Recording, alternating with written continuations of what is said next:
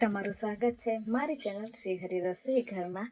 આજે આપણે બનાવીશું ચણાની દાળના દાળવડા। આ દાળવડા ખૂબ જ ટેસ્ટી એવા ઓછા સમયમાં બની અને રેડી થઈ જાય છે। વરસાદની સિઝનમાં જ્યારે પણ તમને કંઈ ચટપટું અને ક્રિસ્પી એવું ખાવાનું મન થાય તો આ સ્પેશિયલ ચણા દાળવડા અને સાંભર બનાવી અને એક વખત જરૂરથી ટ્રાય કરજો। સાથે જ ચોમાસા દરમિયાન વેજીટેબલ્સ ખૂબ જ ઓછા આવતા હોય છે અથવા તો અમુક વેજીટેબલ્સ નથી ખાવાના હોતા, તો તેના માટે ચોમાસા સ્પેશિયલ સાંભાર બનાવી અને રેડી કરીશું। તો ચાલો રેસીપીને શરૂ કરીએ। સૌ પ્રથમ મેં અહીંયા 1 કપ ભરી અને ચણાની દાળ લઈ લીધી છે। ચણાની દાળનું માપ તમે તમારા ઘરના કોઈ પણ માપ સાથે લઈ શકો છો। ત્યારબાદ 2 થી 3 વખત આપણે સાફ પાણી વડે ધોઈ અને તેને પલળવા માટે મૂકી દઈશું। હું અહીંયા આખી રાત માટે પલળવા મૂકી રહી છું। તમારે સાંજના નાસ્તા માટે બનાવવું હોય તો તમે સવારે પણ પલાળી અને ચણાની દાળને સાંજે ઉપયોગમાં લઈ શકો છો। તમારી પાસે ખૂબ જ ઓછો સમય હોય તો તમે ચણાની દાળની અંદર થોડીક માત્રામાં સોડા અને ગરમ પાણી પણ એડ કરી શકો છો। તે 2 કલાકની અંદર જ પલળી અને તૈયાર થઈ જશે। તો અહીંયા તમે જોઈ શકો છો કે આપણી ચણાની દાળ જે છે તે આરામથી 2 ટુકડામાં કટ થઈ જવી જોઈએ, એટલે એકદમ પરફેક્ટ દાળ છે। હવે આપણે મિક્સર જારની અંદર ચણાની દાળને એડ કરી દઈશું। બધું જ આપણે તેનું પાણી અલગ કરી દેવાનું છે, બિલકુલ પણ પીસતી વખતે પાણી એડ નથી કરવાનું। ચણાની દાળ એડ કરી દીધી છે। હવે આપણે જીરું એડ કરી દઈશું 1 ચમચી જેટલું। ત્યારબાદ સ્વાદ પ્રમાણે મીઠું એડ કરીશું। મીઠું આપણે બેટર બનાવતી વખતે એડ કરી દઈશું। ત્યારબાદ હું અહીંયા 12 જેવો સુપર ટેસ્ટ આવે વડાનો તેના માટે લસણની કળી એડ કરી દઈશ। ત્યારબાદ મીઠા લીમડાના પાન, લાલ મરચાં, જો તમારી પાસે લાલ મરચાં અવેલેબલ ન હોય તો તમે ડ્રાય લાલ મરચાં પણ લઈ શકો છો। ત્યારબાદ તીખું તમે જે પ્રમાણે ખાતા હોય તે પ્રમાણે લીલા મરચાં એડ કરવાના। પાણી એડ કર્યા વગર જ આપણે દરદરું પેસ્ટ એવી રેડી કરી લેવાની છે। તો અહીંયા તમે જોઈ શકો છો કે ચણાની દાળ આખી પણ ન રહેવી જોઈએ અને એકદમ ફાઇન પણ બેટર જેવું પીસાઈ ન જવું જોઈએ, માત્ર આવું દરદરું મિશ્રણ થવું જોઈએ। હવે આપણે મસાલા એડ કરી દઈએ। તેના માટે સૌ પ્રથમ મેં અહીંયા ધાણા જીરું પાવડર એડ કરી દીધું છે, હિંગ એડ કરીશું, સ્વાદ પ્રમાણે આપણે ગરમ મસાલો પણ એડ કરવાનો છે। ત્યારબાદ ડુંગળી ઝીણી કટ કરેલી એડ કરી દઈશું। ડુંગળીનું પ્રમાણ થોડું વધારે રાખશું, તેનાથી આપણા દાળવડા સુપર ક્રિસ્પી અને બાર જેવા જ બની અને રેડી થશે। ત્યારબાદ દાળવડાનો ઉપરથી કલર એવો સરસ ગોલ્ડન બ્રાઉન આવે તેના માટે 2 ચમચી જેટલો ચોખાનો લોટ એડ કરી દઈશું। ચોખાનો લોટ ના હોય તો તમે તેની બદલે ચણાનો લોટ પણ એડ કરી શકો છો અથવા તો તમે આ પ્રોસેસને સ્કીપ પણ કરી શકો છો। હવે આપણે બધી જ વસ્તુને સારી રીતે મિક્સ કરી અને એક વખત હાથ વડે ચેક કરીશું કે તેનો દાળ વડું સરખી રીતે આપણું વડું બની અને તૈયાર થઈ રહ્યું છે કે નહીં।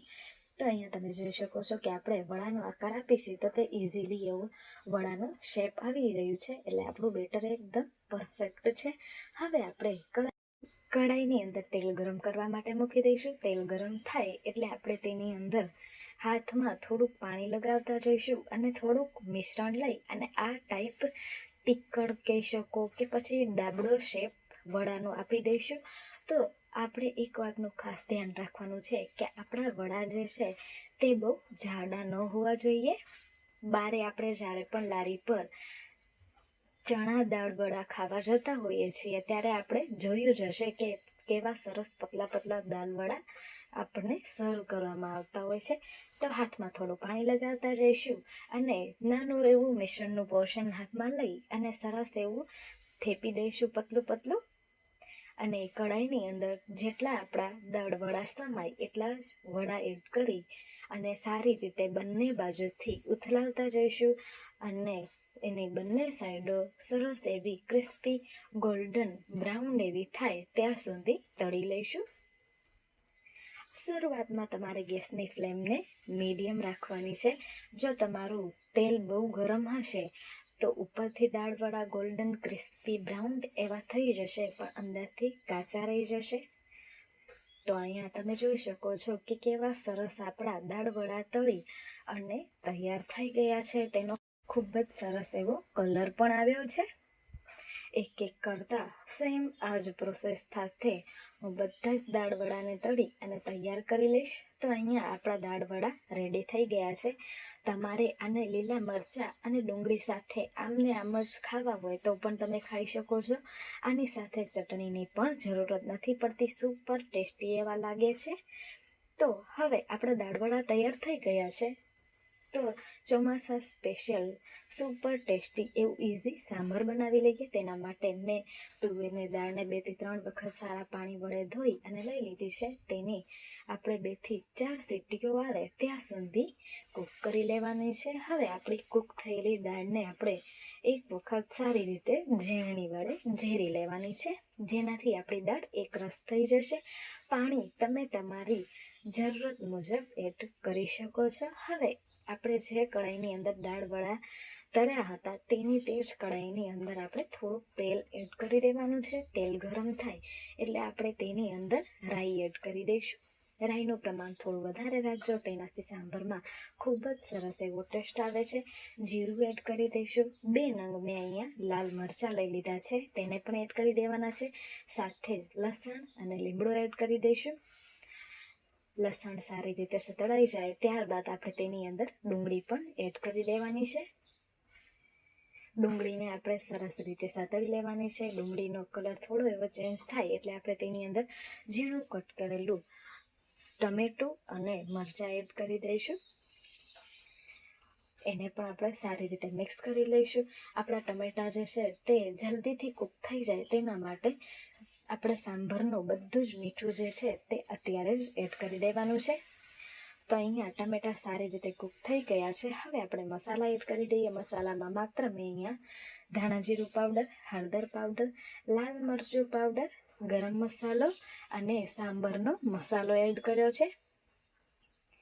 હવે આપણું સાંભર બહાર જેવું જ સુપર ટેસ્ટી એવું થાય તેના માટે અડધો ચમચો હું દાળનું પાણી લઈશ અને મસાલાને સારી રીતે કૂક કરીશ.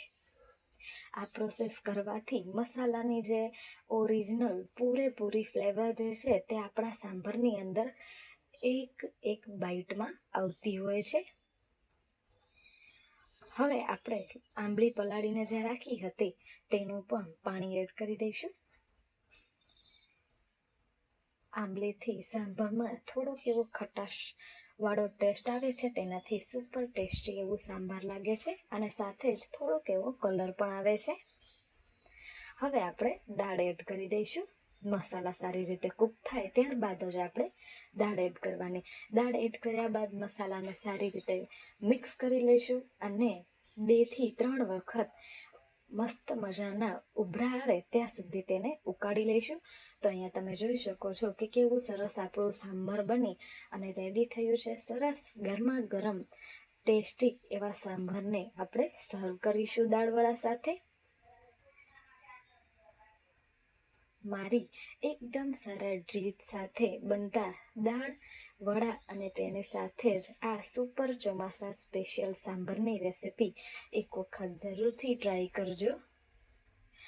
સાથે જ મને જણાવવાનું ભૂલશો નહીં કે તમને મારી આ રેસિપી કેવી લાગી. આજ માટે આટલું જ. ફરી મળીશું નવી રેસિપી સાથે.